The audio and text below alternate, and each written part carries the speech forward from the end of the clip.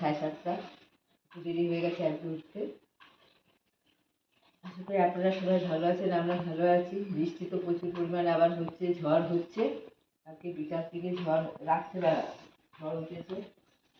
এখন ঝড়টা নেই, এখন বৃষ্টি পড়ছে। এই যে রান্নাবান্না করতে একটু দেরি হয়ে গেছে আর কি, শুক্রবার নিরামিষ করবো। পুঁই শাক আছে আর পটল কাটছি, আলু পটলের তরকারি করবো। তারপরে কী করবো কি না করবো সবই আপনাদের দেখাবো। একদিকে ভাত বসিয়ে দিয়েছি। Hello everyone, welcome back to my channel. কেমন আছো তোমরা সবাই? আশা করছি সবাই ভালো আছো। আর সকাল সকাল ঘুম থেকে উঠে চলে এসেছি ফোন নিয়ে রান্নাঘরে, দেখি কি রান্না হচ্ছে। আর এদিকে দেখো আমার মেয়ে এখন ঘুম থেকে উঠে পড়েছে। এখন ঘড়িতে হচ্ছে 9টা বাজে, একটু আগেই উঠেছে। উঠে ওকে ব্রাশ করিয়ে দিয়েছি। এখন আমার কাছে বই নিয়ে বসেছে। বই তো পড়ে না, শুধু খেলা করে। তো যাই হোক, একটু তো নেশা চাপবে, বলো কি বলো তোমরা? তো আর আজকের ওয়েদারটা দেখো, প্রচণ্ড বাজে ওয়েদার। সারাটা দিন বৃষ্টি হচ্ছে, কালকে রাত্রি থেকে শুরু হয়েছে। আর এদিকে আমি এখন মেয়ের জন্য দুধ বসিয়ে দিয়েছি, অনেকটাই দুধ। এটা না আমি 2 দিন ওকে মানে খাওয়াবো, আর মাও খায় একটুখানি। তো যাই হোক, এখানে একদম গরুর দুধটা ভালো দেয় না, পাতলা দেয়, যার জন্য আমি বলছি যে প্যাকেটের দুধই খাওয়া ভালো। তো আর এদিকে দেখো এখনও বই নিয়ে বসে আছে, দেখছে আর কি। ড্রয়িং করতে খুব ভালোবাসে। যাই হোক, ড্রয়িং তো করে না, এই দেখো কি আঁকে ঝুঁকি, এটা ওটা করতে থাকে। আবার বৃষ্টি, আবার বৃষ্টি, সারাটা দিন আবার বৃষ্টি হবে। 2 দিন ভালো ছিল, আবার বৃষ্টি। তো ভালোই লাগে আমার। ওদিকে দুধটা গরম হচ্ছে, আর এদিকে ফ্রিজ থেকে একটা কলা বের করে নিই। দেখো কলা একটাই আছে। আর কালকে না ও লিচু কিনে নিয়ে এসে, লিচুর কি দাম জানো? 250 না 500 জানি না কত, 120 টাকা নিয়েছি এই কটা লিচু। তো রাত্রিবেলা বেশি খাইনি, 2-3টে খেয়েছি। খেয়ে আর দেখো রেখে দিয়েছি, দেখি সকালবেলা দেখি পুরো কালো হয়ে গেছে। তাহলে কিনে কী লাভ? তো যাই হোক, এই কলাটা এখন বের করে নিলাম। একটুখানি সুজি করেছি, সুজির সাথে কলা দিয়ে একটু ড্রাই ফ্রুটস দিয়ে সোনাকে মিক্সিতে পেস্ট করে খাইয়ে দেবো। কারণ একদম ও দুধ খেতে চায় না। ভাতটা ঝাউ বা খায়, কিন্তু এই দুধ সুজি বা দুধ রুটি একদম খেতে চায় না। এই মিক্সিতে করে খাওয়াতে হয়। এখন বয়সটাও তেমন হয়নি, এই 2 বছর, এখন 7-8 মাস। তো যাই হোক দেখো, আর এদিকে আমার খাওয়ানো হয়ে গেছে, চলে এসেছি এখন কিচেনে সোনার জন্য রান্না করতে। একটু গোলা রুটি করে নিচ্ছি। আজকে রুটি, যে রোজই রুটি থাকে, বৌমা রুটি করে, কালকে করেনি। এই যে গোলা রুটি করছি, 2টো রুটি করে নিয়েছি।